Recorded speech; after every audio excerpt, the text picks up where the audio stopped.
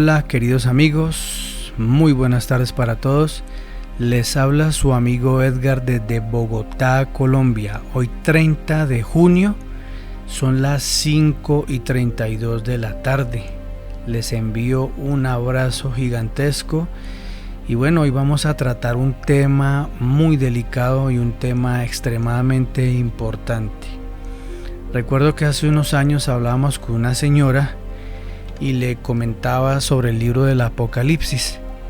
Y ella me decía que le daba miedo leerlo porque había escuchado que mucha gente se había enloquecido tratando de leer este libro. Yo creo que más que todo son como mitos urbanos que se inventa la gente, porque si realmente la gente leyera la Biblia o leyera el libro del Apocalipsis, estaría convencido que no existiría tanta maldad sobre esta tierra, porque por lo menos la gente sabría lo que está por venir, lo que está por suceder y el juicio que Dios va a traer a esta tierra.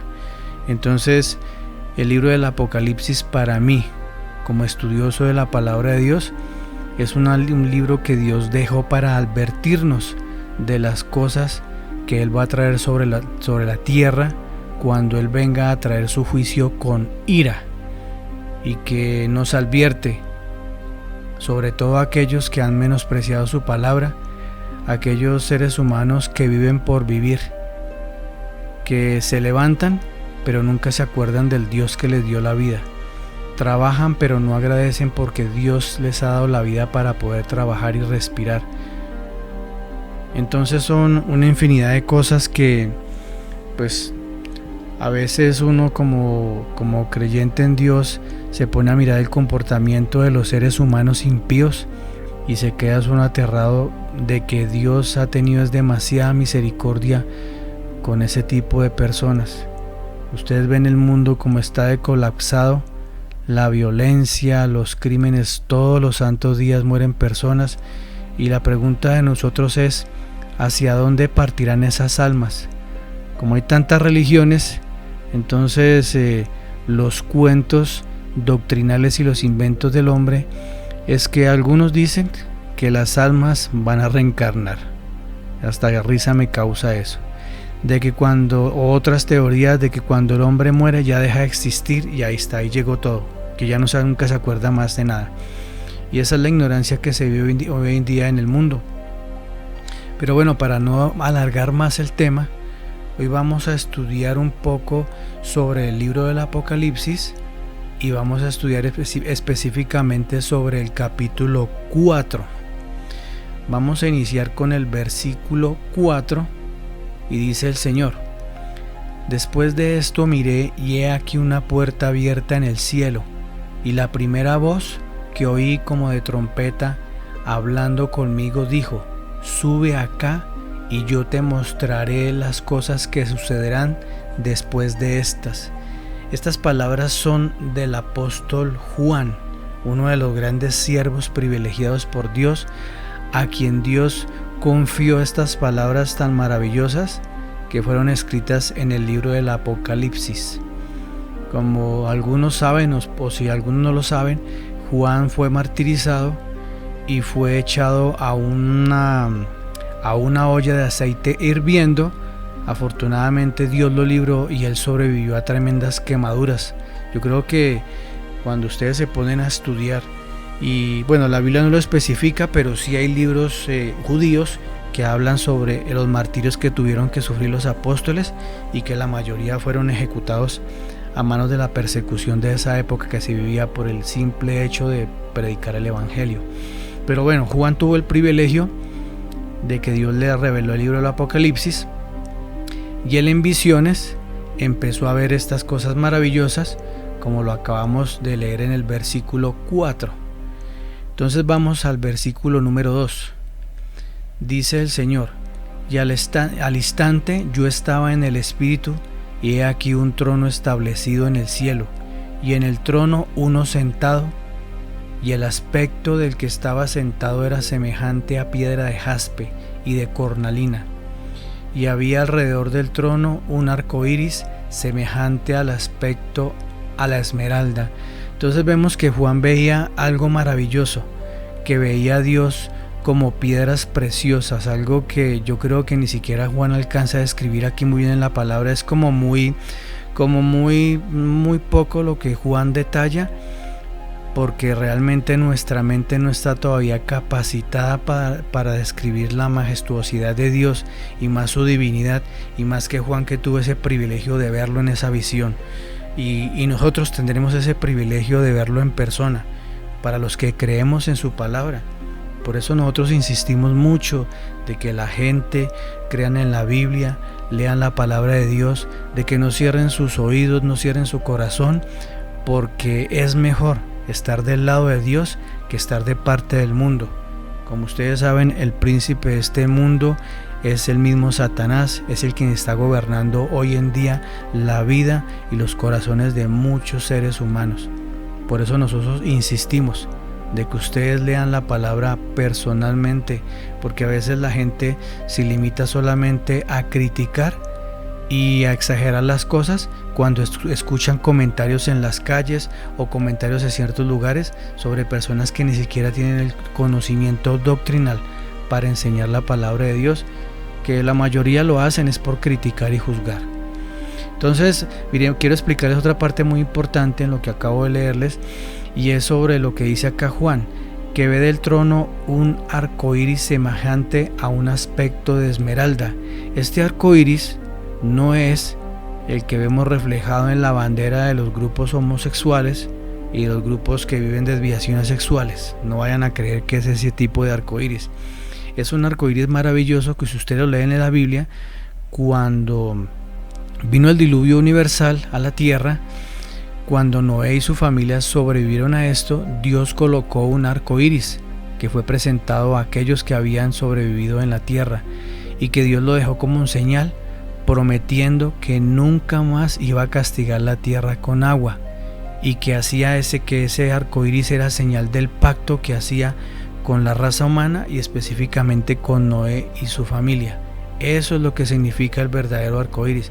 Cada vez que ustedes lo ven salir, no es porque sale porque sí, simplemente Dios lo deja salir para recordarnos que Él no quiere castigar la tierra con agua.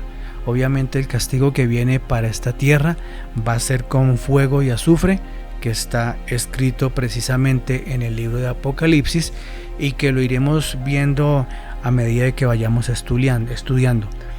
Bueno, vamos al siguiente versículo, y dice el Señor: y alrededor del trono había 24 tronos, y vi sentados en los tronos a 24 ancianos vestidos de ropas blancas, con coronas de oro y en sus cabezas, y del trono salían relámpagos y truenos y voces, y delante del trono ardían 7 lámparas de fuego, las cuales son los 7 espíritus de Dios. Miren qué tremendo este versículo, como describe un poco más cómo es la soberanía de Dios, que salían relámpagos y truenos y voces delante del trono. Es algo maravilloso ver el poderío de Dios, y yo creo que en esta descripción que Juan está dando, yo creo que también se queda un poco corto, porque como les decía anteriormente, la mente de nosotros no está todavía capacitada para describir la soberanía de Dios. Acá Juan lo describe, pero veo que es una forma, todavía se queda un poco corto. Diría que es algo indescriptible poder describir la omnipotencia y la soberanía de Dios, que el día que nosotros tengamos ese privilegio de estar reinando con Él, conoceremos realmente cómo es esa soberanía y ese resplandor de la gloria de Dios, que será algo maravilloso. Entonces quiero aquí especificarles otra parte que habla sobre los 24 ancianos vestidos de ropas blancas. Bueno, los grandes estudiosos de la Biblia y algunos han dicho que podría ser, la Biblia no lo menciona, pero nosotros podemos deducir que los 24 ancianos que están centrados en estos tronos son los 12 apóstoles y los grandes patriarcas de la iglesia, los grandes generales de Dios, como yo les llamaría, que la Biblia describe, como Abraham, Moisés, Isaac, Jacob, Enoc, grandes hombres de la Biblia que fueron hombres valientes que sirvieron los propósitos de Dios, hombres que eran santos, hombres que eran dignos de orar, de que Dios les escuchaba y todo lo que Dios, todas las oraciones que ellos dirigían hacia Dios, Dios le cumplía. Creemos nosotros que estos 24 ancianos que están sentados delante del trono de Dios son estos hombres pues que acabo yo de mencionar. Eso ya lo veremos cuando estemos delante de Dios y conozcamos realmente quiénes son ellos. Sigamos el siguiente versículo. Y delante del trono había como un mar de vidrio, semejante al cristal, y junto al trono y alrededor del trono 4 seres vivientes llenos de ojos, delante y detrás. El primer ser viviente era semejante a un león, el segundo era semejante a un becerro, el tercero tenía rostro como de hombre y el cuarto era semejante a un águila volando. Bueno, este ser que describe el libro de Apocalipsis habla sobre las potestades angelicales, ¿sí? Aquellos que tienen, es una creación que fue puesta por Dios específicamente para el servicio de Dios y para la adoración y para darle gloria a Él. Pero vamos a mirar más adelante de qué clase de ser viviente nos habla el Apocalipsis. Sigamos el segundo versículo. Y los 4 seres vivientes tenían cada uno 6 alas, y alrededor y por dentro estaban llenos de ojos, y no cesaban día y noche de decir: Santo, Santo, Santo es el Señor Dios Todopoderoso, el que era, el que es y el que ha de venir. Y siempre que aquellos seres vivientes dan gloria y honra y acción de gracias al que está sentado en el trono, al que vive por los siglos de los siglos. Entonces vemos que acá Juan nos describe que eran 4 seres vivientes que tenían 6 alas alrededor, que estaban llenos de ojos y que no cesaban de alabar al Señor y de decir: Santo, Santo y Santo, que es el Señor Todopoderoso, y le daban la gloria y la honra por los siglos de los siglos. Entonces ya creo que más adelante estudiaremos el tema de los ángeles, pero específicamente aquí en esta parte vamos aquí a lo que nos enseña la Biblia, y está hablando sobre estos seres especiales, nada más y nada menos que son los serafines, los que están más cerca al trono de Dios. Los serafines son ángeles mencionados solo en Isaías capítulo 6. Se muestran sirviendo en presencia de Dios y tienen 6 alas, cada uno de los cuales tenía 6 alas. Con 2 de ellas se cubrían el rostro, con 2 se cubrían los pies y con 2 volaban. Entonces vemos que en la jerarquía angelical los serafines son los que están más cerca del trono de Dios y son los que les acabo de mencionar en este versículo, los que le dan la gloria y la honra al Señor por los siglos de los siglos. Sigamos leyendo el siguiente versículo. Se postran delante del que está sentado en el trono y adoran al que vive por los siglos de los siglos, y echan sus coronas delante del trono, diciendo: Señor, digno eres de recibir la gloria y la honra y el poder, porque tú creaste todas las cosas y por tu voluntad existen y fueron creadas. Miren este privilegio que tienen los 24 ancianos, de levantarse de sus tronos, de postrarse y de quitarse esas coronas y ponerlas a los pies del Señor. ¿Y esas coronas de quién vienen? Nada más y nada menos que del Dios Todopoderoso, quien les ha coronado a ellos también como santos, como siervos fieles de la obra de Dios. Y así también nosotros, dice la palabra de Dios, que seremos coronados, que seremos vestidos de ropas blancas. Pero esas ropas blancas no es porque nosotros nos hayamos ganado esa clase de vestimenta, sino porque el Señor Jesucristo, con su sacrificio en la cruz del Calvario, fue quien entregó su vida para limpiarnos del pecado. Por eso debemos aferrarnos a Él. Estamos, como les decía al principio del audio, estamos viviendo tiempos muy difíciles en la tierra y esto cada día va a empeorar más y más y más. Por eso debemos permanecer firmes y fieles a Dios. No existe otro camino. Si usted de pronto está en la universidad y está estudiando alguna carrera y a usted, desafortunadamente, las carreras universitarias no sirven sino para adoctrinar a la gente, los tienen bien adoctrinados.